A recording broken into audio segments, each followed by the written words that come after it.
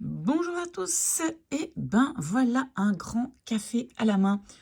On va résoudre un problème de distance de freinage. Et donc, je vais d'abord vous lire ce que le professeur a donné comme problème. Donc, la distance de freinage D, donc je l'ai déjà marqué ici, donc D c'est la distance de freinage D en mètres d'une voiture roulant à vitesse V en km/h sur un sol sec est donnée par la formule, et je la donne ici, D de V est égal à V divisé par 10 au carré plus V divisé par 2. Donc on dit ça, c'est la formule de la distance de freinage pour une voiture équipée de freins normaux. Oui, on est obligé de dire ça.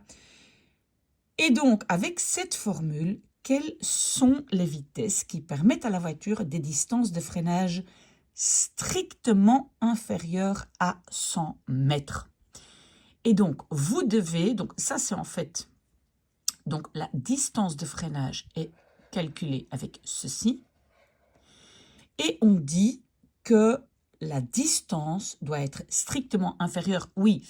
Pour les inéquations, vous devez savoir que strictement inférieur, ça veut dire ça.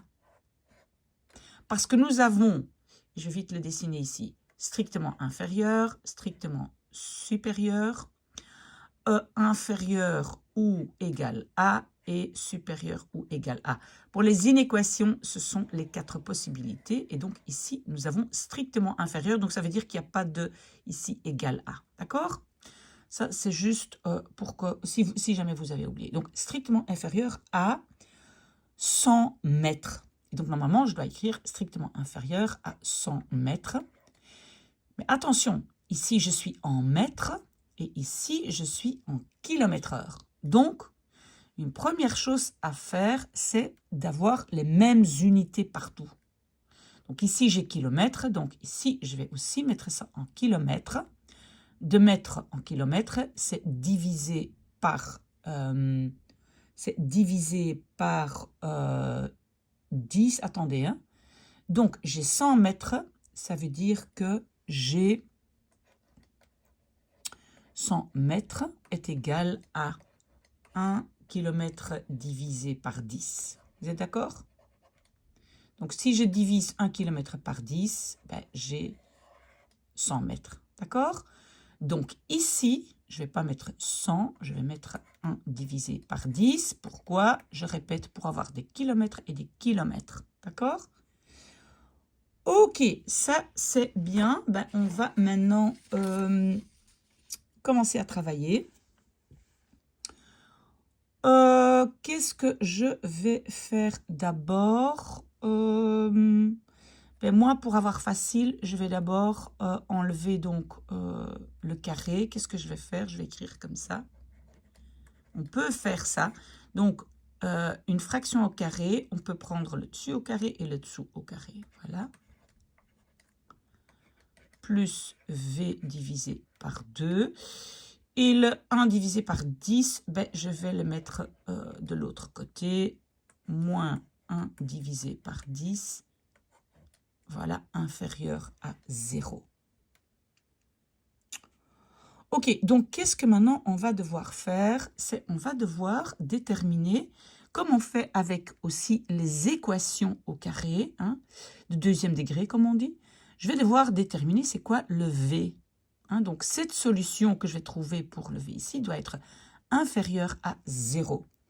Bon, pour encore avoir un peu plus facile, qu'est-ce que je vais faire? Ben, évidemment, ça ici, c'est 100. Hein, 10 au carré, c'est 100. Donc moi, pour que ce soit clair dans ma tête, je vais l'écrire comme ça. 1 divisé par 100 V au carré, plus 1 divisé par 2 V, moins 1 divisé par 10, inférieur à 0. Pourquoi je fais ça? Pour bien voir, ça c'est le A, ça c'est le B, et ça c'est le C. D'accord? Toujours vraiment très très important quand je vais résoudre donc une équation ou aussi une inéquation au carré. D'accord? Est-ce qu'on se souvient de la formule? Je l'écris encore une fois. Donc ici, mon inconnu est V. Ça peut être X, Y, mais ici, mon inconnu est V est égal à moins B, plus ou moins la racine carrée de B au carré moins 4 fois A fois C. Je l'ai déjà dit, hein, cette formule, vous devez absolument la connaître par cœur. Si vous la connaissez, ben, tant mieux pour vous, mais je l'ai écrit encore une fois. Donc 2 fois A, d'accord? Et maintenant, on va simplement mettre les A et B dedans. Donc, V est égal à quoi? Moins B. Donc, B est 1 divisé par 2, donc moins B est, voilà, moins 1 demi. Plus ou moins, on va faire une fois plus, une fois moins après. Et maintenant, en dessous de ma racine carrée, j'ai B au carré. B au carré, ça veut dire que j'ai un demi au carré. Ça veut dire que je peux faire le dessus au carré et le dessous. Le dessus au carré, c'est 1. Ça, c'est 1 quart. Donc, j'ai déjà ici 1 quart, moins 4 fois. Si vous ne voyez pas ce que je fais, vous pouvez me poser la question. 4 fois A. A était 1 divisé par 100 fois C. Et C était moins 1 divisé par 10. Voilà. Et je ferme ici la racine au carré.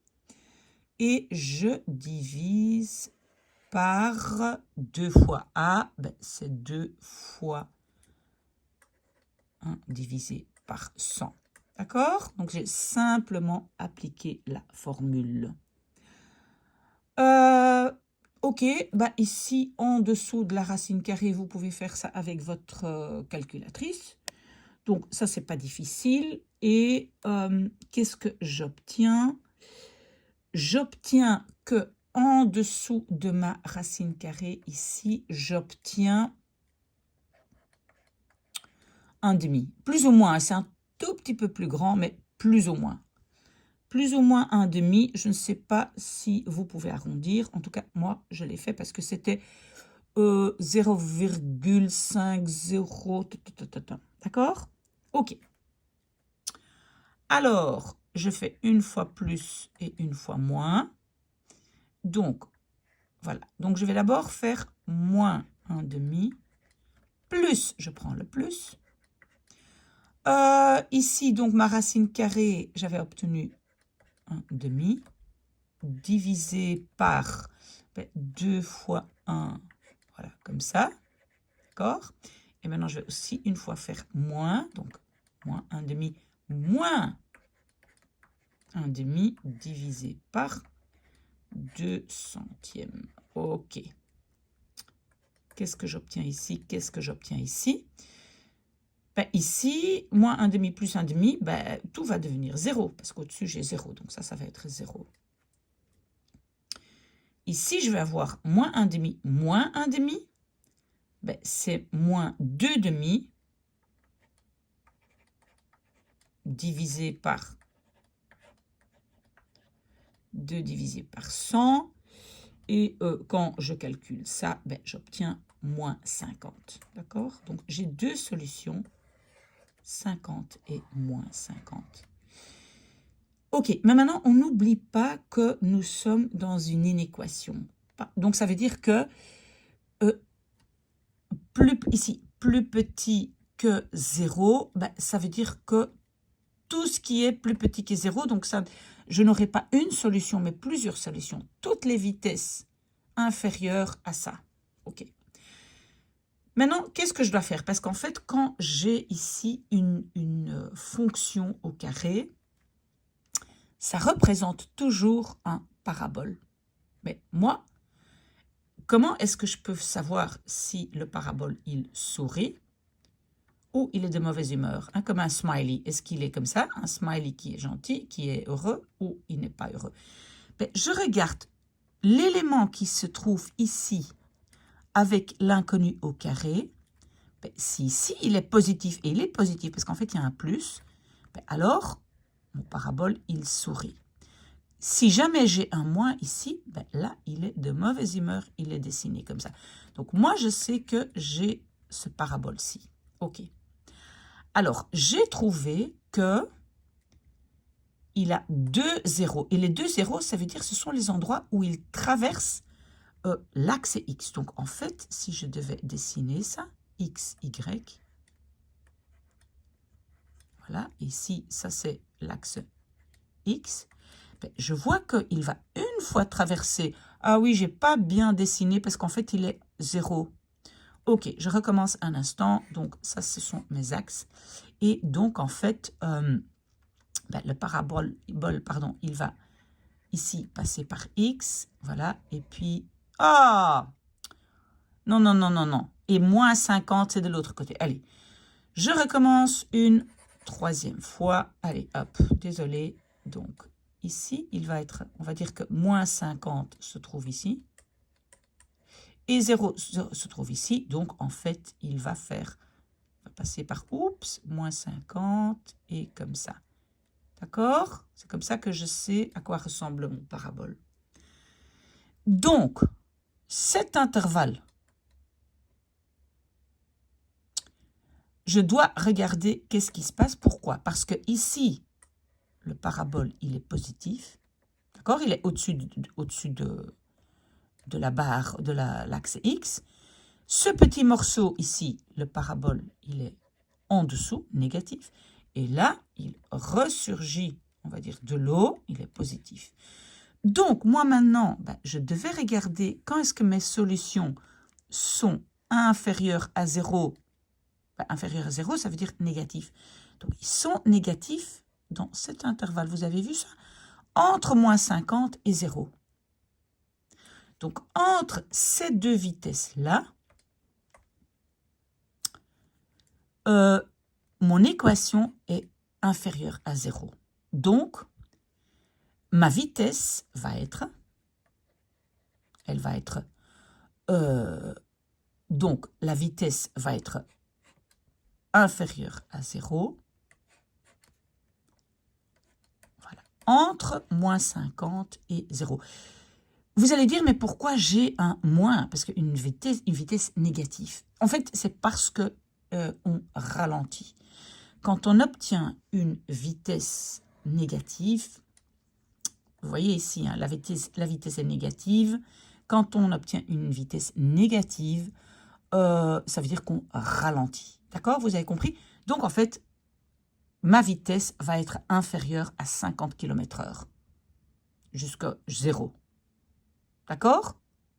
Et là, je vais avoir une distance de freinage inférieure à 100 mètres. OK. S'il y a des questions, mais s'il vous plaît, posez-les-moi. Bonne chance à vous.